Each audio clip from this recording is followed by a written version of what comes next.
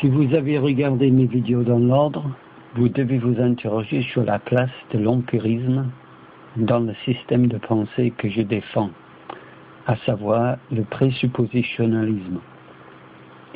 Ce système affirme que la Bible seule est vraie, que tout ce que nous avons pour habitude d'appeler connaissance est en réalité opinion. La seule vraie connaissance vient de la Bible. Et je ne fais pas d'exception de la philosophie épistémologique dominante aujourd'hui, c'est-à-dire l'empirisme ou la science. Je ne suis pas contre la science, elle sert l'objectif pour lequel elle a été donnée. Mais comme moyen d'atteindre la vérité, elle est inutile. J'affirme ici haut et fort que la science n'amène jamais à la vérité. Dans cette vidéo, je veux répondre précisément à l'objection de certains apologistes chrétiens qui disent que, certes, la Bible est vraie, mais que l'on peut obtenir la vérité par d'autres moyens que par la Bible, notamment par les sens et donc par la science. Ces chrétiens défendent une double épistémologie, biblique et empirique. Et pour justifier cette position, ils disent que la Bible valide l'utilisation de nos sens et donc de l'empirisme pour arriver à la vérité. Regardons les exemples les plus cités par ces chrétiens pour voir si c'est vrai que la Bible valide l'empirisme comme moyen d'arriver à la vérité.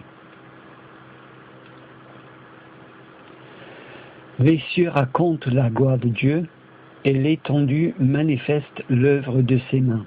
Psaume 19, verset 1.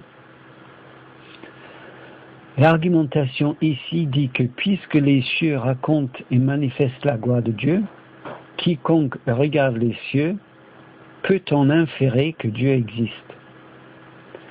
C'est l'argumentation téléologique développée à l'origine par Aristote, puis remise au jour pour l'Église catholique par Thomas d'Aquin. Et beaucoup de chrétiens évangéliques pensent qu'elle est une bonne argumentation. Nous pouvons, en regardant le ciel, savoir que Dieu existe. Mais bien qu'il soit compréhensible que Thomas d'Aquin ait cru qu'Aristote a élaboré ses arguments pour prouver l'existence de Dieu, il n'est pas compréhensible que des chrétiens évangéliques croient la même chose. Peut-on croire, à la lumière de l'enseignement biblique, qu'un homme inconverti a pu développer avec son raisonnement pécheur un système de pensée qui mène à la vérité et donc à Dieu? Si c'est le cas, alors Aristote prouve par la même occasion que la Bible est fausse, car elle dit le contraire. Non, soyons bibliques. Aristote a élaboré ses argumentations non pas pour arriver à la vérité, le Dieu de la Bible, mais plutôt pour retenir injustement cette vérité captive, comme Paul dit dans Romains 1, chapitre 1, verset 18. D'ailleurs, la preuve en est qu'Aristote croyait en une demi-urge. Pour lui, ses argumentations prouvaient l'existence de son démiurge. Il ne croyait absolument pas en le Dieu de la Bible. Ses argumentations ne l'avaient pas conduit à la vérité. Je dis donc qu'à la question « Peut-on par l'observation des cieux et par un raisonnement déductif arriver à la connaissance de l'existence de Dieu ?» on doit répondre non.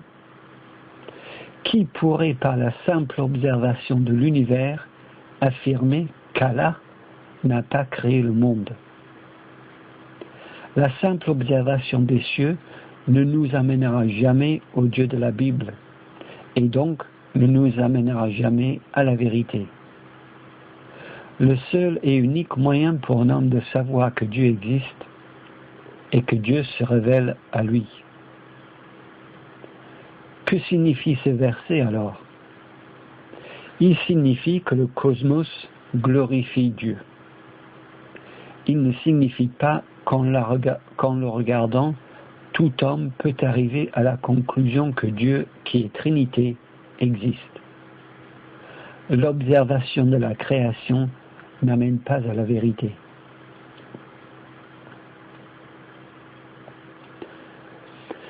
Car ce qu'on peut connaître de Dieu est manifeste pour eux. Dieu le leur ayant fait connaître. En effet, les perfections invisibles de Dieu, sa puissance éternelle et sa divinité, se voient comme à l'œil, depuis la création du monde, quand on les considère dans ses ouvrages. Ils sont donc inexcusables. Romains chapitre 1, versets 19 et 20. Voici le deuxième exemple, et il semble contredire ce que je viens de dire. D'ailleurs, Thomas d'Aquin citait ce même passage pour prouver que l'apôtre Paul validait les argumentations d'Aristote.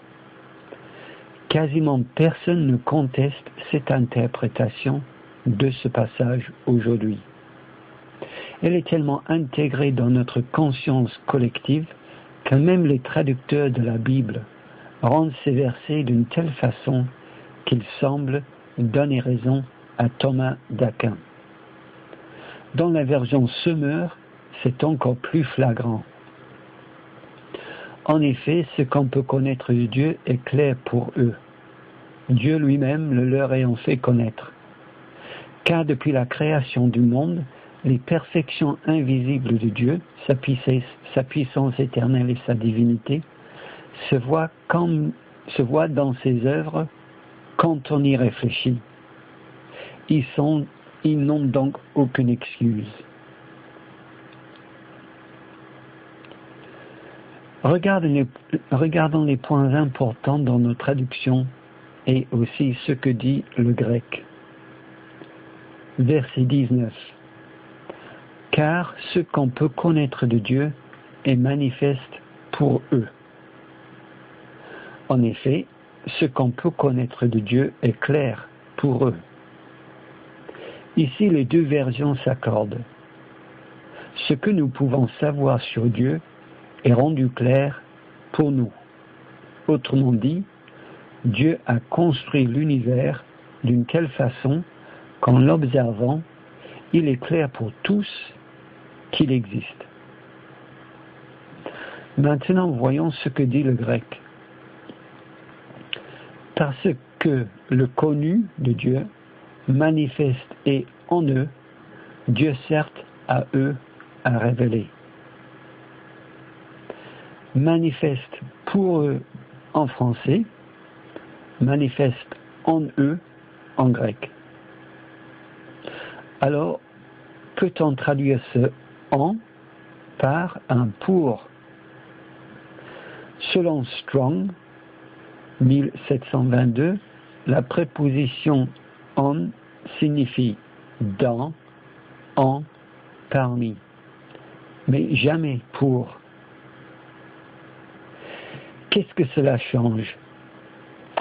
Ça change que ce que nous savons de Dieu n'est pas manifesté pour nous, mais est manifesté en nous. Autrement dit, nous savons que Dieu existe, non pas parce que nous avons regardé les étoiles, mais parce que c'est une connaissance que Dieu a mis dans le cœur de chaque homme. C'est manifeste en nous, dans nous. Cette connaissance est innée. C'est ce qui fait que nous sommes créés en l'image de Dieu. Et cette connaissance de Dieu, nous l'avons tous. Nous sommes donc tous, sans exception, inexcusables. Verset 20. Se voit comme à l'œil, depuis la création du monde, quand on les considère dans ses ouvrages. Se voit dans ses œuvres quand on y réfléchit. Encore une fois, l'interprétation courante de ce verset est de comprendre ses ouvrages et ses œuvres comme étant la création. Cette interprétation est renforcée par le « dans » qui précède l'expression. On voit dans la création des perfections invisibles de Dieu. Et les traducteurs de la version Semeur semblent faire une référence directe aux argumentations d'Aristote en ajoutant « quand on y réfléchit », qui ne se trouve nulle part dans le grec. Voici ce que dit le grec. Les certes choses invisibles de lui, depuis la création du monde, par les choses faites, sont comprises, étant perçues. Les deux, éternels de lui, puissance et divinité, car être pour eux sans excuse. Selon le grec, les perfections de Dieu sont comprises par les choses faites, par ses ouvrages, par ses œuvres, selon les versions, et non pas dans les choses faites ou dans les ouvrages. Comment comprendre donc ce passage? Que les perfections de Dieu sont comprises par l'univers? Non, ça c'est absurde. Non, les choses faites ici, c'est nous. Les perfections de Dieu sont comprises par nous, les hommes. Paul utilise la même expression pour parler des hommes en Romains chapitre 9, verset 20. Ici, l'expression est traduite par « m'as-tu fait » et aussi en Éphésiens chapitre 2, verset 10, où l'expression est traduite par « nous sommes son ouvrage ». Nous sommes les choses faites. Nous sommes les ouvrages. Nous sommes les œuvres. Mais là, on me dira que c'est écrit dans verset 20 que ces perfections se voient. Et ici, la traduction française est exacte. Le grec dit « les certes choses invisibles de lui, depuis la création du monde, par les choses faites sont comprises étant perçues. Les deux éternels de lui, puissance et divinité, car être pour eux sans excuse. » Donc, même si on admet que l'expression « son ouvrage » se réfère à l'homme, et que les perfections de Dieu sont comprises par l'homme, c'est néanmoins grâce à ce que l'homme voit. Mais si nous comprenons ce verbe au sens propre, alors l'homme voit avec ses yeux des choses invisibles. Mais s'il les voit, ils ne sont pas invisibles. Non, ce verbe indique une perception intellectuelle, une compréhension et non pas une observation. Et il y a d'autres exemples dans la Bible où le verbe voir est synonyme de comprendre.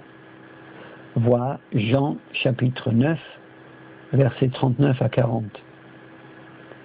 Nous sommes les choses faites, car Dieu nous a révélé sa puissance éternelle et sa divinité, non pas par l'expérience de nos sens, par inférence, argumentation et induction, mais par sa révélation. Voici donc comment je traduis Romains chapitre 1, versets 19 à 20. La connaissance de Dieu est manifestée en eux, Dieu la leur ayant révélée. Car les choses invisibles depuis la création du monde, à savoir sa puissance éternelle et sa divinité, étant connues d'eux, sont comprises par eux. Ils sont donc sans excuse.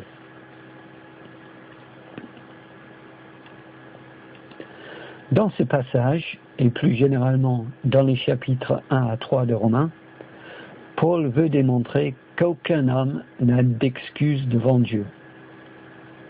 Juifs ou païens, peu importe, nous sommes tous responsables et donc coupables devant lui. Dans ce passage, il ne dit rien sur une quelconque argumentation pour prouver l'existence de Dieu. Il enseigne que tous les hommes connaissent Dieu de façon innée. Si cette connaissance de Dieu est innée, son argumentation tient. Nous sommes tous responsables car nous avons tous cette connaissance dans nos cœurs. Chaque être humain sait qu'il y a un Dieu éternel et tout-puissant parce qu'il nous a créés tous en son image. Il a mis dans notre cœur la pensée de l'éternité. C'est ce qui nous différencie des animaux. Par contre, si nous naissons sans cette connaissance innée de Dieu, mais nous l'acquérons au fur et à mesure de notre vie par l'observation de la création et ensuite par déduction, alors l'argumentation de Paul dans ce passage ne tient pas. Premièrement, les aveugles de naissance n'ont jamais vu cette création. Ils ne peuvent pas avoir cette connaissance.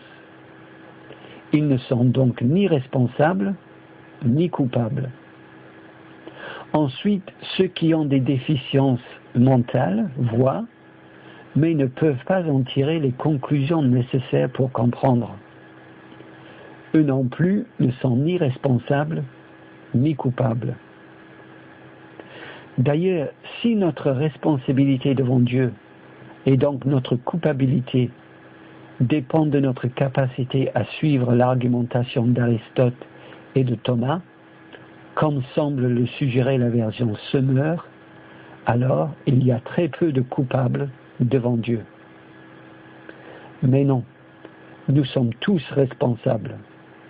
Nous avons tous, sans exception, aveugles et déficients mentaux y compris, cette connaissance élémentaire de Dieu dans notre cœur. Cette vérité est innée, imminente et elle s'impose à nous. Mais nous les hommes, nous l'étouffons, nous la retenons captive et nous la transformons en un mensonge. Aristote et son démiurge en est la preuve. J'ajoute que si l'interprétation classique de ce passage est la bonne, alors Paul se contredit, car il dit dans 1 Corinthiens chapitre 1 versets 20 et 21, « Où est le sage ? Où est le scribe ? Où est le disputeur de ce siècle ? Dieu n'a-t-il pas convaincu de folie la sagesse du monde ? Car puisque le monde avec sa sagesse n'a point connu Dieu dans la sagesse de Dieu, il a plu à Dieu de sauver les croyants par la folie de la prédication. » Paul appelle ici la philosophie d'Aristote folie. Il explique que la sagesse du monde n'amène jamais à Dieu. Il oppose justement la sagesse humaine et la révélation divine. Loin de valider les argumentations d'Aristote et de Thomas pour arriver à la vérité, Paul les rejette comme une folie. Finalement, je dirais aussi que si David dit qu'il a été conçu dans le péché, et le péché présuppose la connaissance du bien et du mal, alors David avait cette connaissance dans le ventre de sa mère avant même d'avoir des yeux et des oreilles. Et oui, même les enfants sont responsables devant Dieu. Ceci est possible uniquement quand nous comprenons que cette connaissance ne dépend pas de nos sens, mais de notre Créateur. Il dit encore aux foules, « Quand vous voyez un nuage se lever à l'Occident, vous dites aussitôt, la pluie vient. » Et il arrive ainsi. Et quand vous voyez souffler le vent du midi, vous dites, il fera chaud. Et cela arrive. Hypocrite. Vous savez discerner l'aspect de la terre et du ciel. Comment ne discernez-vous pas ce temps-ci? Ici, au moins, c'est clair. Jésus valide l'empirisme. Il leur dit que par l'observation des cieux, on peut arriver à savoir le temps qu'il fera. L'observation par nos sens et l'inférence mènent à des conclusions valides, c'est-à-dire à la vérité. Mais est-ce que c'est ce que Jésus veut vraiment dire ici? Non, je ne le pense pas. Premièrement, même l'empiriste le plus convaincu ne prétend pas que la météorologie est une science sûre. Si Jésus avait vraiment voulu valider l'observation comme moyen d'accéder à la vérité, il aurait difficilement choisi une science aussi incertaine et aléatoire que la prévision de la météo. C'est vraiment un très mauvais exemple si Jésus voulait montrer la fiabilité de l'empirisme. Par contre, c'est un très bon exemple si Jésus voulait montrer l'hypocrisie de la foule. J'opte, moi, pour cette interprétation. Ce qui est très important de noter ici, c'est que Jésus utilise une argumentation ad hominem. La foule est convaincue d'être capable d'interpréter les signes météorologiques pour prédire le temps. Jésus accepte donc leur argumentation comme si elle était valide, dans l'unique but de démontrer leur hypocrisie. J'ai montré dans ma vidéo numéro 3 sur l'apologétique chrétienne que Paul fait la même chose à Athènes. Le fait que Jésus utilise leur argumentation n'est pas une preuve qu'il la trouve bonne. C'est le principe de l'argumentation ad hominem. Et Jésus s'en sert souvent pour exposer l'hypocrisie de ses interlocuteurs. Notre incapacité de reconnaître ces argumentations ad hominem employées par Jésus nous amènera à des contre-vérités, comme par exemple de conclure que Jésus considérait les pharisiens comme spirituellement bien portants. Une argumentation ad hominem n'est pas une approbation de la position adoptée. Mais on me dira que même si c'est une argumentation ad hominem, Jésus valide l'empirisme ici, car en reprochant à la foule « Comment ne discernez-vous pas ce temps-ci » il veut leur faire comprendre que par une observation correcte de sa personne et des inférences valides, la foule aurait pu comprendre qui il était. Dans ce cas, leurs observations les auraient conduits à la vérité. Selon Jésus donc, l'empirisme pourrait marcher s'il est fait correctement. Mais ce n'est pas ce que Jésus veut dire ici, car il dit exactement et explicitement le contraire à Pierre. C'est d'ailleurs pour cette raison que nous savons que Jésus utilise ici une argumentation ad hominem. Pierre avait vécu aux côtés de Jésus pendant plusieurs années. Il avait observé de nombreux miracles faits par Jésus. Il avait vu la transfiguration de Jésus. Il avait entendu le Père dire du ciel « Ceci est mon Fils bien-aimé, écoutez-le ». Toutes ces observations concluantes auraient dû le conduire à faire des inférences correctes sur la personne de Jésus et l'amener à la vérité. Et, en effet, Pierre arrive un jour à la connaissance de la vérité. Et là, que dit Jésus? « Bravo Pierre, tu as bien inféré de tes observations que je suis le Messie ?» Ou encore « Oui Pierre, tes sens et ton raisonnement t'ont conduit à la vérité? Ou encore, gloire à l'empirisme qui mène à la vérité? Non, Jésus ne dit rien de tout ça. Jésus dit exactement et explicitement le contraire. Il dit que cette connaissance ne vient pas de Pierre, ni d'aucun homme, mais de Dieu. Et vous, le dit-il, qui dites-vous que je suis? Simon-Pierre répondit, tu es le Christ, le Fils du Dieu vivant.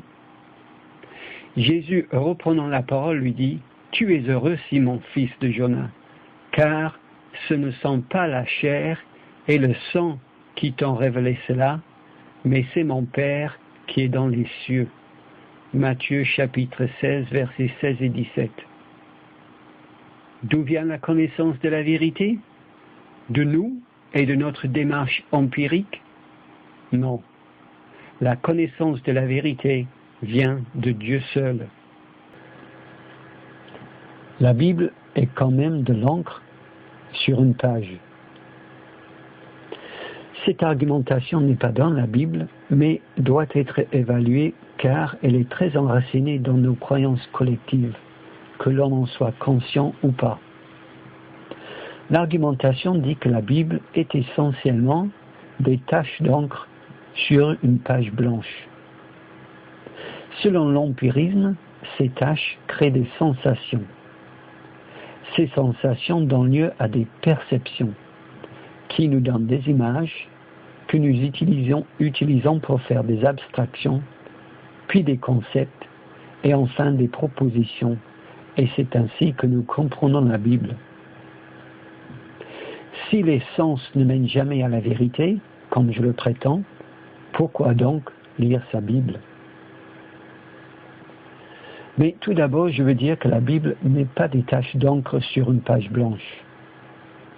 La Bible est un corpus d'idées, un système de vérité qui est établi pour toujours au ciel.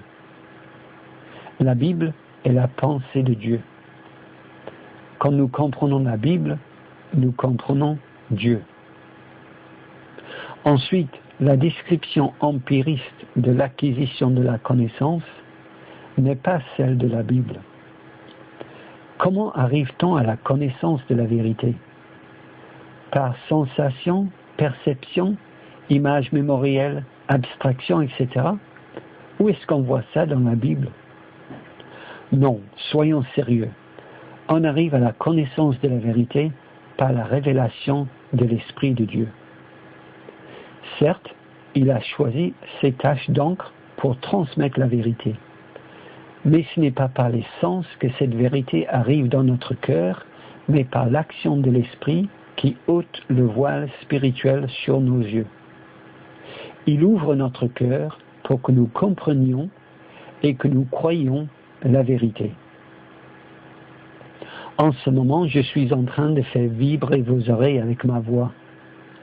Mais si vous apprenez quelque chose, ce n'est pas grâce à moi, ni grâce à vos sens, mais grâce à Jésus, qui est notre seul professeur. Voilà pourquoi il nous dit qu'on ne doit appeler personne maître, car un seul est notre maître, notre instructeur, c'est Jésus. Nous apprenons la vérité par Dieu seul. Je termine avec ces versets qui enterrent définitivement l'empirisme. Mais, comme il est écrit, ce sont des choses que l'œil n'a point vues, que l'oreille n'a point entendues. Voilà pour les empiristes. Et qui ne sont point montés au cœur de l'homme. Voilà pour les rationalistes. Des choses que Dieu a préparées pour ceux qui l'aiment. Mais Dieu nous les a révélées par l'Esprit. Voilà pour le présuppositionnaliste. 1 Corinthiens chapitre 2, versets 9 à 10. L'empirisme n'est pas validé par la Bible. L'épistémologie chrétienne est étrangère à ce monde. Elle est impossible à comprendre pour le charnel. Elle est unique. tout comme nous sommes redevables à Dieu pour notre salut, pour tout notre salut, nous sommes aussi redevables à Dieu pour toute notre connaissance de la vérité. La connaissance de la vérité ne vient pas de nos sens, mais vient de celui qui dit « Je suis la vérité ».